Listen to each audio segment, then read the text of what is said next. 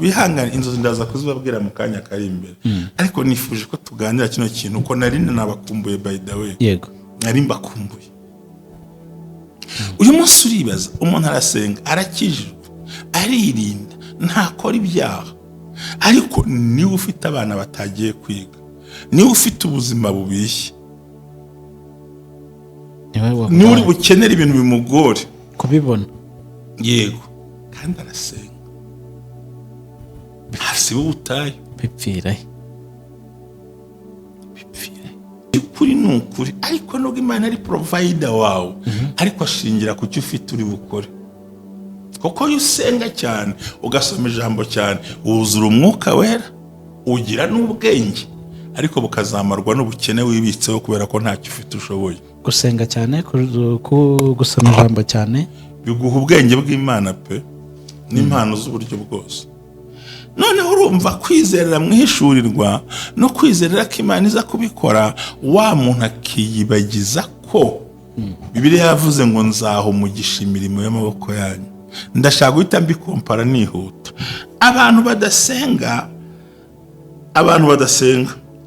ndaza gusubira ibyo kambanza mvuga basenga ariko bakirengagiza ibintu bitatu Imana yabwiye Aburahamu ngo haguruka ujye mu gihugu nzakwereka ntiyamuha mapu ntiyamuha azahagarara nugerayo nzaguha umugisha icyo bita shifting kwimuka no kugenda ubwo no kuva ahantu hamwe ujya ahandi aragenda amara imyaka irenga Imana itaramwereka igihugu kugira ubwo Loti batandukanye iramubwira ngo aho ugeze amaso nicyo gihugu nzaguha aho uzakandagira ibirenge nicyo gihugu nzagira gute nzaguha isanga uwitwa Mose iramubwira ngo nzaha umugisha imirimo y'amaboko yawe bivuze iki gukora amaboko bivuze iki gukora kura amaboko umufuka agira gute ukagira icyo ukora noneho Imana ikaguhera umugisha muri ibyo wakoze ibyo bintu birengeza Abatesalonike kibaka biravuga ngo ntimukabe bakazitereyemo udakora ntakwiye no kurya rata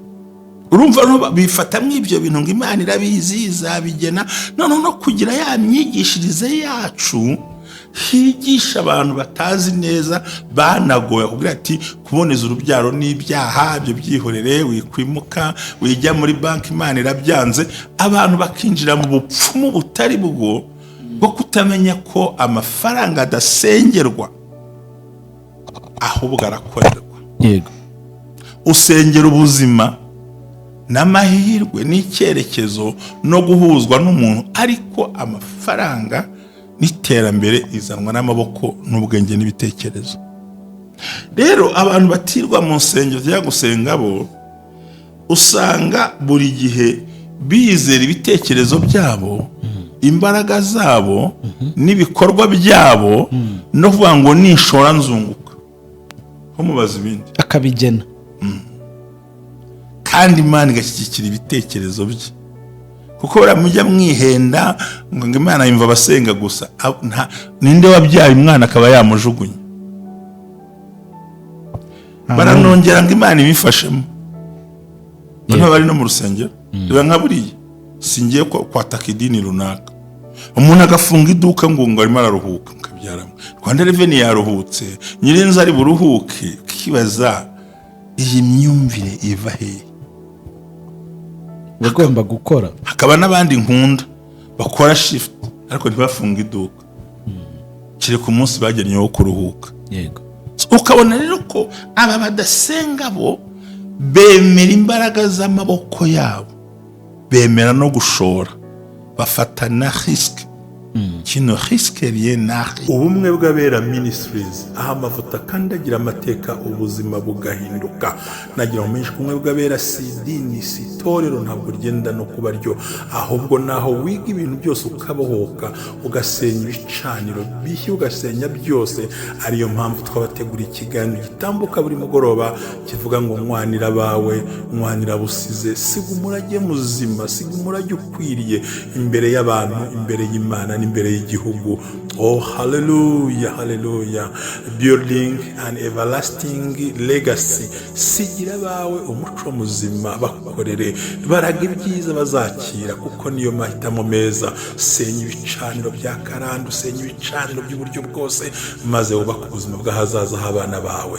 Banira n'abawe, amenye kubana n'abandi, kubana mu gihugu neza, kubana n'itorero neza, no guhindura imyumvire.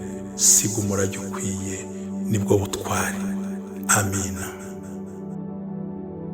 Kaze kumwe bw'Abera Ministries, amavuta kandagira amateka ubuzima bugahinduka. Reka nkubwire ngo ibihe byiza, Imana iguhe umugisha cyane. Dutangiye icyumweru cyacu cy'ibiganiro bya nimugoroba. Mumaze kubimenyera cyane ko ari ikiganiro gishyashya, ariko si gishyashya cyane, ariko nanone kimaze igihe.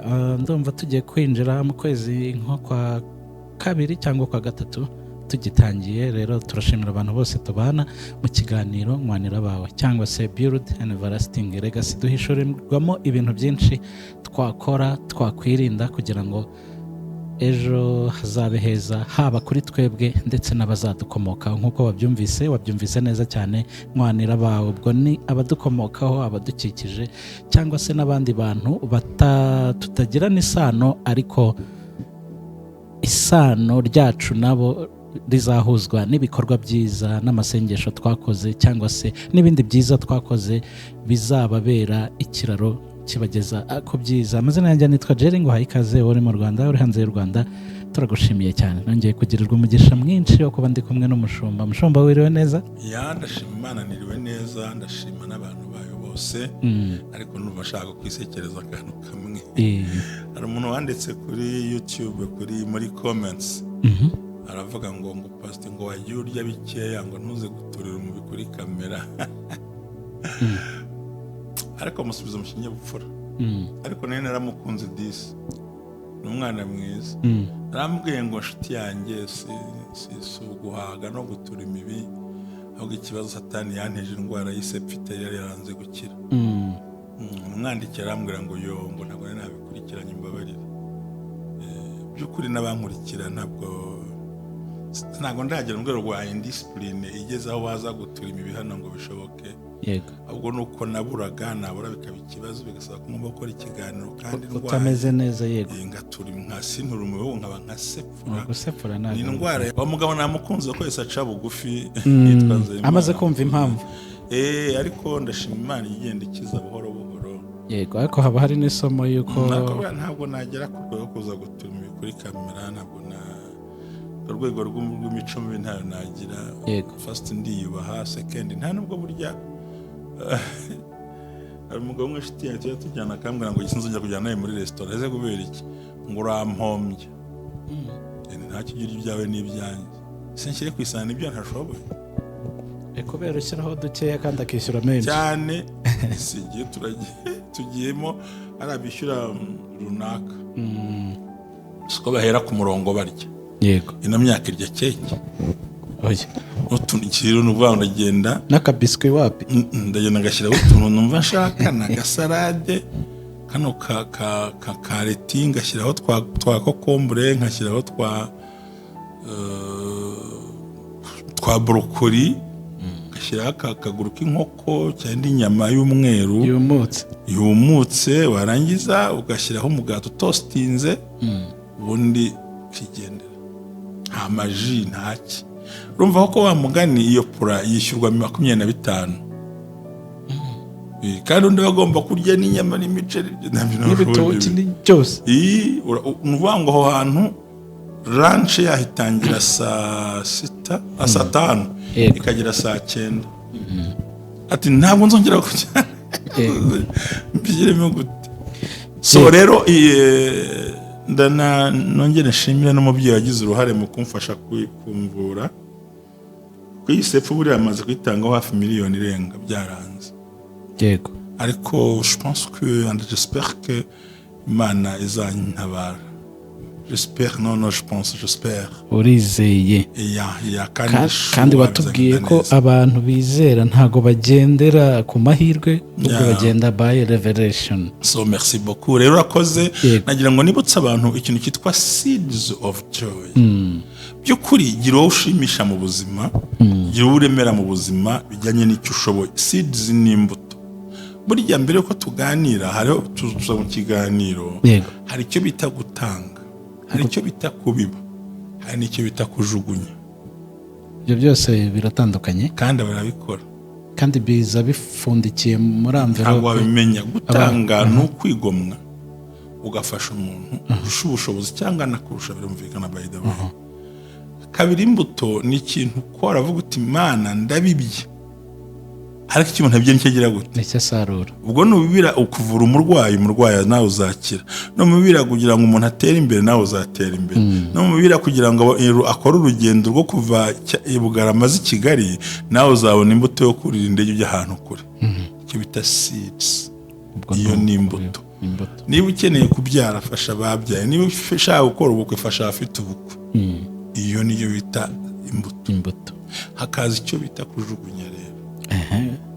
Kujugunya ni ugutanga ibyo warambiwe. Icyo ujugunye ntawe mugisha ujuze, nta n'imbuto bubibye, kuko ntubitanze ku mutima mwiza. Ni igitoki cyagushyanye, ni imyenda yagucikiyeho, ni voka zenda ni imineke igiye kugira, mbega ni ibintu wabuze aho ushyira.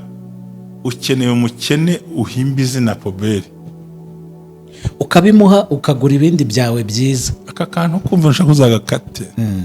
Kujugunya ni ugutanga ibyo utagikeneye, yego, biri gusaza, biri kugushiriraho, cyangwa imyenda wabuze aho ushyira yashaje. Muri make ukeneye umuntu wise wagereranije na Poberi yo kujugunyamo ibyo bintu. Ngo mfite inkweto nyinshi cyane, ngo ngwino mfite izishaje ntacyambara. Kuki udahereye ku rushyashya urajugunye? Uwo muntu rero uhaye burya ubujugunye. Niyo yagura ngo Imana iguhe umugisha n'amagambo. None se muri cya gitabo Imana yandikamo imirimo ntabwo iri yandika, kuko gutanga no kwigomwa. Kandi hariya ntiwigomwe, uviduye ibintu bishaje kugira ngo ubone aho ushyira ibishya. Muri make ibishaje n'ibyanduye babijyana hehe? Muri Poberi. None se ubwo uwo muntu umuhaye agaciro cyangwa nawe uramusuzuguye? Tujye tugira ubwenge mu gutanga. Ngo ndagushaka ngo igitoki mugabo yanguriye cyampiriyeho, ariko uwo munsi cyiza ntago wakivuze, none ukimpaye cyabaye umuneke. Wa muntu azakira, ariko mu yandi magana icyo bita kujugunya. Gatatu, habaho icyo bita ngo uhaye umukene aguriza iki? Imana. None se Imana zizakwishyura ryari? Ntago bizi. Ishobora no kuzishyura abuzukuru bawe. Ibyiza rero bibatanga bikuvuye ku mutima. Njye ryo hame ndarifite ubwa mbere tweze gushwana n'umuntu umwe, arambwa ngo ashati niza witanga, hita ufatiye. Iyo ngiyo nyine bakoresha. Iyo wise nziza hita uyitanga. Ngo urabona ngo ntase kwimesa, oya wayise nziza agira gute? Yitange. Urakoze mushumba. Mbere yuko tujya ku cyatuzanye uyu munsi, tukiri kuri aya magambo, nari nyiri kuri Seeds of Joy. Seeds of Joy. Iyo tubikora gaburira abana, cyane cyane aho dufasha abana kuva mu mihondo, imituku, bakagubwa neza. Hanyuma hakaba icyo turimo dukora igikorwa cya Mutuelle de Santé imbere y'Imana. Ubwisukane mu kwivuza. Shimiye uno muntu uri mu cya gihugu ntashaka kuvuga. Yohereje 552. Imana imuhumugisha n'ukuri. Ndashimira n'abandi. Icyo bita seeds kubiba. Arabibye kandi namusengesha inshuro ikomeye.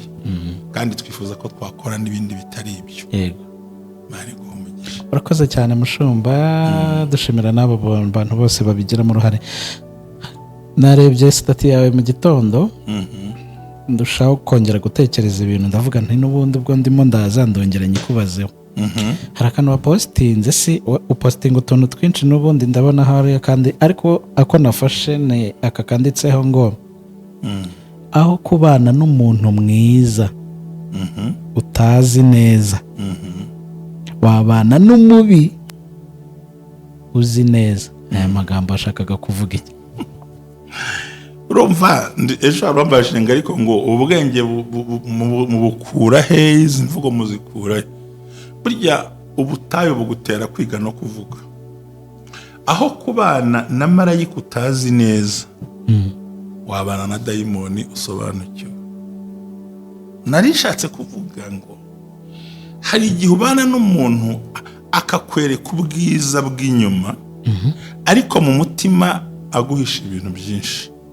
ko biravuze ngo umutima w'umuntu urusha ibintu byose gushukana. Wa muntu umeze nka marayika ukamwizera ukamwirunduriramo ukamuha byose ukumva ni marayika bitewe n'uko avuga, ariko kumbi umutima ntuzi icyo yambariyeho.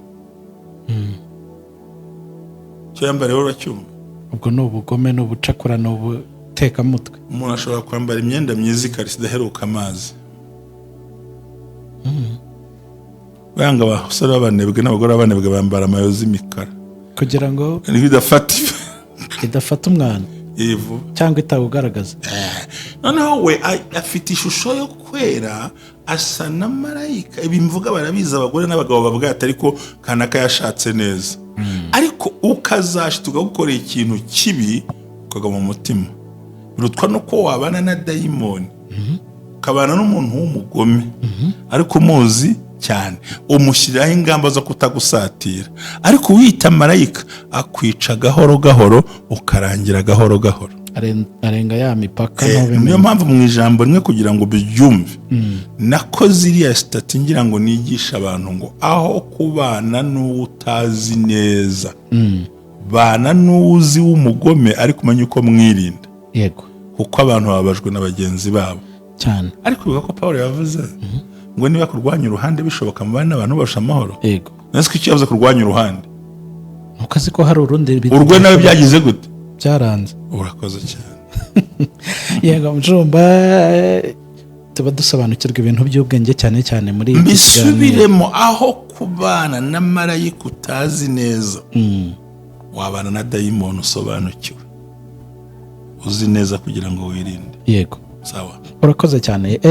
Mu kiganiro cyane mugoroba, niyo mpamvu ngikunda twigiramo ibintu by'ubwenge. Ubu rero waduteguriye iki Mushomba? Ndumva intego mfite ku cy'abasenga ari bo bakena kurusha badasenga. Ku cy'abasenga ari bo bakena kurusha badasenga. Nanjye ubu nibyo nshaka. Bibiliya yaravuze ngo muri mwe nta mukene uzabamo. Aha bati kandi umugeze ukora nzabaha umugisha. Yego. Ariko wajya ko ugasanga ubuzima bubishye bukakaye buryana. Yego, bwibanze mu bitwa ngo bagira gute? Barasenga. Kuki? Nanjye nibyo nshaka kumenya. Nyine ikiganiro cyumve nyine kirakomeye. Iri nihishko bihangana inzozi ndaza kuzibabwira mu kanya kari imbere. Ariko nifuje ko tuganira kino kintu ko nari nabakumbuye by the way. Yego, nari mbakumbuye. Uyu munsi uribaza, umuntu arasenga, arakijijwe, aririnda, ntakora ibyaha, ariko niwe ufite abana batagiye kwiga, niwe ufite ubuzima bubishye,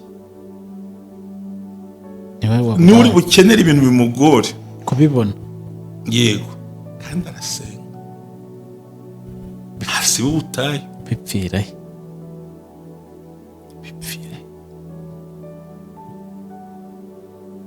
Ikibazo cyo kwibaza. Bibiliya tubwira ngo muri bo nta mukene uzabamo, nta mushonje uzabamo, bose bazaba bakiri. Ngiye kubwira impamvu y'ibyo bintu. Abo nanjye niyo nshaka kumva. Kandi tubikombine, tubihuze. Impamvu hari indirimbo ya Baraka yambyukiyemo. Ivuga ngo nzagushima Mana y'umurava. Korari Baraka. Ngo wita ku masezerano yawe. Nibyo koko. Uru rugendo rw'imyaka 40 mu itorero. Amaso yanjye yabonye byinshi.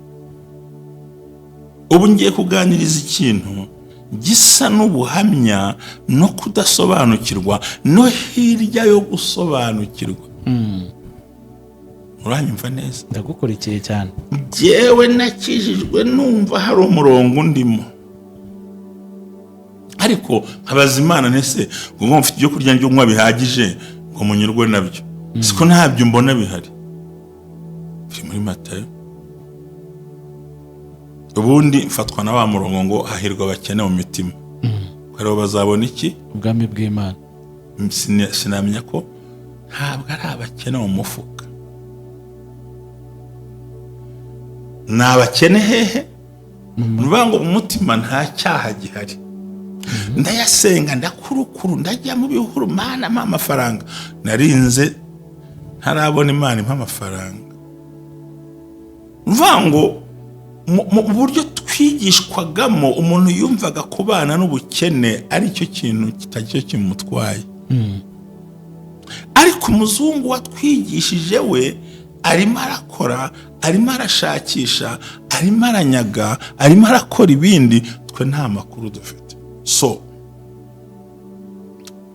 kugera ubwo naje gukanguka nanjye n'amaso yanjye mvuga ni no kameme, myaka 50 nta nzu ugira, biva kwandi ngo kwa data ari amazu menshi, karayo mu ijuru se nayo mu isi. ese ko ufite umuryango, nupfa umuryango uzabigenza ute? nibwo mayindi yanjye yagarutse ngo ufite iki mu ntoki. So rero abarokore cyangwa abantu basenga banyumve neza, iyo uvuze umurokore batekereza idini ntavuze, ariko ndivugira abasenga muri rusange. ikintu cya mbere, abasenga bizerera mu ihishurirwa no gusenga no kwizera ko Imana izabikora. buri gihe bumva God's provider, ubutabazi bw'Imana cyangwa se Imana hari ibintu bafite. kandi by'ukuri ni ukuri, ariko nubwo Imana ari provider wawe, ariko ashingira ku cyo ufite uri bukore. kuko iyo usenga cyane ugasoma ijambo cyane wuzura umwuka wera, ugira n'ubwenge, ariko bukazamarwa n'ubukene wibitseho kubera ko ntacyo ufite ushoboye. gusenga cyane, gusoma ijambo cyane biguha ubwenge bw'Imana pe n'impano z'uburyo bwose. noneho urumva kwizerera mu ihishurirwa no kwizerera ko Imana iza kubikora, wa muntu akiyibagiza ko Bibiliya yavuze ngo nzaha umugisha imirimo y'amaboko yanyu. ndashaka guhita mbikompara nihuta. abantu badasenga ndaza gusubira ibyo kambanza mvuga basenga, ariko bakirengagiza ibintu bitatu. Imana yabwiye Aburahamu ngo haguruka ujye mu gihugu nzakwereka. ntiyamuha mapu, ntiyamuha ahazahagarara, nugerayo nzaguha umugisha. icyo bita shifting, kwimuka no kugenda. ubwo no kuva ahantu hamwe ujya ahandi. aragenda amara imyaka irenga Imana itaramwereka igihugu, kugira ubwo Loti batandukanye. iramubwira ngo aho ugeze amaso nicyo gihugu nzaguha, aho uzakandagira ibirenge nicyo gihugu nzagira gute, nzaguha. isanga uwitwa Mose iramubwira ngo nzaha umugisha imirimo y'amaboko yawe. bivuze iki? gukora amaboko. bivuze iki? gukora. kura amaboko mu mufuka agira gute, ukagira icyo ukora, noneho Imana ikaguhera umugisha muri ibyo wakoze. ibyo bintu birengeza amaterosano kibakabira, avuga ngo ntimukabe bakazitereyemo, udakora ntakwiye no kurya. akwiye no kurya rata. urumva bifata nk'ibyo bintu ngo Imana irabizi izabigena. noneho no kugira ya myigishirize yacu higisha abantu batazi neza, banagoye kugira ati kuboneza urubyaro n'ibyaha, ibyo byihorere, wikwimuka, wijya muri banki, Imana irabyanze. abantu bakinjira mu bupfumu butari bwo kutamenya ko amafaranga adasengerwa, ahubwo arakorerwa. yego, usengera ubuzima n'amahirwe n'icyerekezo no guhuzwa n'umuntu, ariko amafaranga n'iterambere izanwa n'amaboko n'ubwenge n'ibitekerezo. rero abantu batirwa mu nsengero cyangwa gusenga bo, usanga buri gihe bizera ibitekerezo byabo, imbaraga zabo n'ibikorwa byabo, no kuvuga ngo nishora nzunguka, ko mubaza ibindi akabigena. kandi Imana igashyigikira ibitekerezo bye. kuko baramujya mwihenda ngo Imana yumva abasenga gusa. ninde wabyaye umwana akaba yamujugunya? baranongera ngo Imana ibifashemo. bano bari no mu rusengero, biba nka buriya singiye kwataka idini runaka, umuntu agafunga iduka ngo arimo araruhuka, mukabyaramo Rwanda Revenue yaruhutse, nyirinzi ari buruhuke. kibaza iyi myumvire iva hehe? bagomba gukora. hakaba n'abandi nkunda bakora shift ariko ntibafunga iduka, kiri ku munsi bagennye wo kuruhuka. yego, ukabona rero ko aba badasenga bo bemera imbaraga z'amaboko yabo, bemera no gushora, bafata na risque. kino risque rien na rien. mushumba, kugira ngo iki kiganiro kize kumvikana neza, wenda ndagira ngo abantu batagira ngo turi gupinga imbaraga z'Imana, ahubwo turi kwerekana uburyo aba basenga nyine wavugaga ku cyerekeranye no kuba bakorera amafaranga financial. Nimba nagukurikiye neza, yego, hari umuntu ushobora kubyumva akavuga ati muri gupinga Imana, muri kuyirwanya, Oya. kandi irakora. irakora ishingiye ku ki? Naho ngaho turi nicyo none nasobanuye ngo financially. birengagiza ibyo Bibiliya yagiye isobanura. ngo iguhaye amafaranga, uragarutse uricaye, azaturuka he? utakoze ujya gufata n'ideni muri banki ngo Imana iravuze ngo rihagarike, utazi ko banaryishyura. Twe turimo turerekana impamvu duhera mu butindi dusenga tukazaba abakozi b'abadasenga. Ubwo umuntu twigeze kubiganira akajya turi kuvuga nyine ibikorwa imbaraga z'Imana, ntabwo yizera nyine, we yizera power nyine y'amafaranga, gukora cyane n'ibyo ngibyo.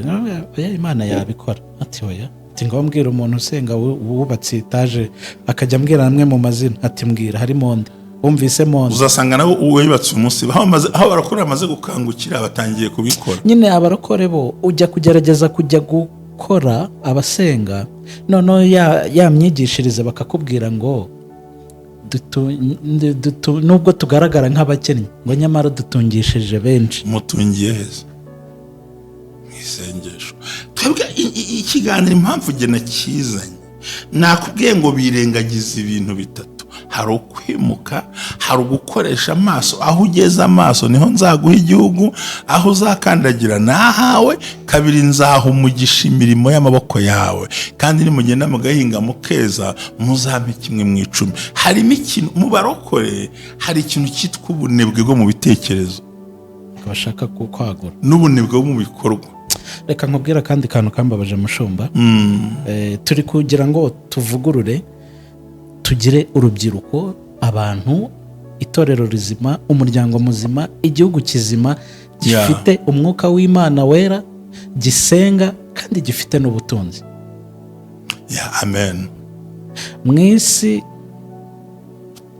nzabuzuriza 100%. Uwo ni Petero yarabajije Yesu ati ubundi ko twataye ibyacu tukagukurikira, ubundi uzaduha iki?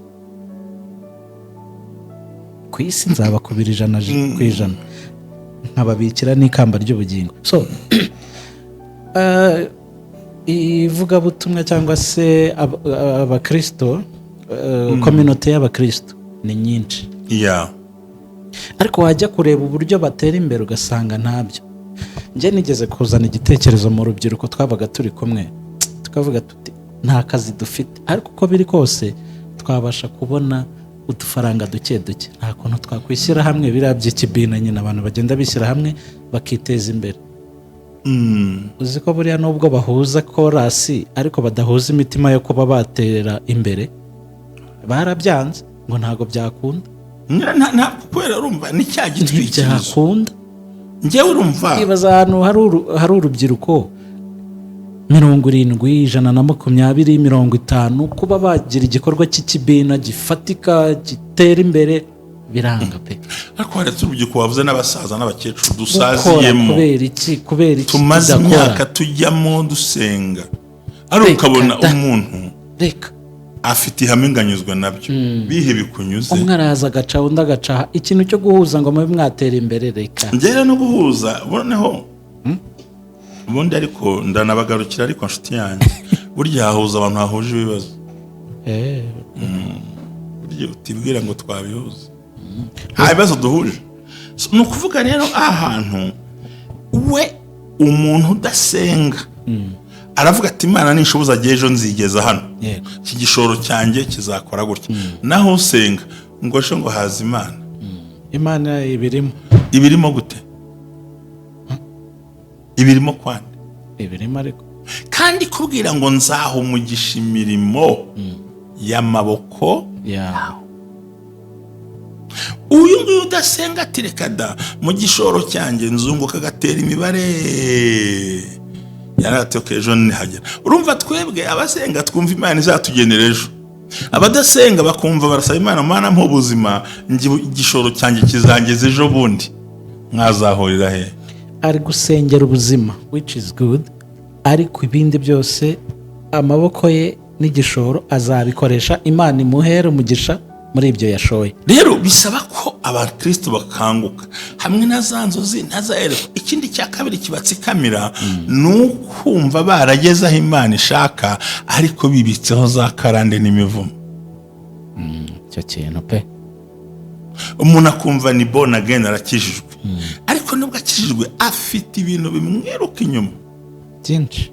Yarangiza ati seti uri muri Kristo Yesu Ababaye icyaremwe gishya. Icyaremwe kigize gute? Gishya. Wa muntu wo mu isi impamvu atera imbere yabona ko Imana byanze afite ajya gushaka za jujyu, twa tundi tuntu utundi tuntu ashikenyeraho. Wowe rero nta n'isengesho nta n'ibikorwa, ahubwo uri guca imanza. Warangiza ugasaba wa muntu washoye ibitekerezo n'imbaraga nibyo kukabarokore. Natwe ntitubeshwaho na tombora n'ishurirwa no kwihangana no gukora. Ijambo gukora niryo nkeneye ubu gukora. Ese wa mushumba wa mugani nimba tuvuga gutyo wajya kubwiriza gute umuntu kurusha ubushobozi, umubwira ko Imana uri usenga ibasha gukora ibyo byose, kuki itabanje kubigukorera? Barokore muhaguruke dukore.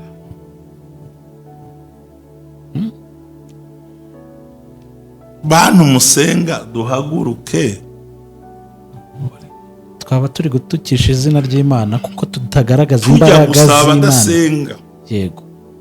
Ariko dukoze kandi dukeneye ibimenyetso bivuga. Yes. Ibihamya byivugira. Kandi birashoboka. Hari umugabo witwa Yabesi yaravuze ngo Mana nunyagura ibyago ntibimbabaza. Umugore witwa Rusi yazamuwe no kugendana nande na nyirabukwe Naomi, agiye arakora mu guhumba no gukora. Abantu baramwishima no ku mazi bamugirira neza, ahita abona bwa buzima bwiza. Yego. Kubera ko yari arimo akora arangira ahumba abona Bowazi, ibintu birahindura. Iyo uri umurokorero mwiza, impamvu baturusha uburyo n'ubushobozi, bo bizerera mu bikorwa, amaboko, gushora no kubara. Abarakora akizerera ngo Mana bikubereyemo. Wa mukecuru yakijwe n'utwo twari mu nzu. Yego. Serafata akizwe n'amavuta yari mu nzu. Uraza gusanga Imana itajya imanura amafaranga. Iki ni ikintu kibabaza, ni ukuntu babeshya ngo abakire bagiye kuzimu, ukibaza iyo nzira aho bakuki batayicamo. Kuko umuntu yarakoze, burya ifaranga ribyara irindi, amaboko akabyara andi. Yego. Sibyo? Ikindi nabonye abantu basenga usanga tutari inyangamugayo. Baraguheranira, barakugira. Mbega ntugasanga babandi badasenga bo bafite ukuntu buzuzanya muri business zabo. Yego. Ngiyi impamvu. Umwanzuro rero abarakora mukura amaboko mukore. Kabiri, Imana ntibikubereye mu byibereye mubikubereye mu bugingo. Gatatu, reka umwuka w'ishyari, reka umwuka w'amagambo, genda ukore. Kane, ikureho igisuzuguriro. Nta kazi utashobora. Ntabwo abanyamahanga ko biratubwiye ngo muzaguriza amahanga, ariko yo ntazaba, ariko mwe ntimuzayagusa. Muzaba umutwe, muzaba umurizo. Mu minsi yashize hari n'akandi kantu wigeze kumbwira, urambwira uti imbwa ibyukana amazuru yayo ihunahuna. Ariko umunyamasengesho, umuntu wizera Imana, senga, uragize ubuzima bwawe, ujye mu kazi, ujyane ikintu gikomeye: ubunyangamugayo, umurava no gukorera ku gihe. No kwizera.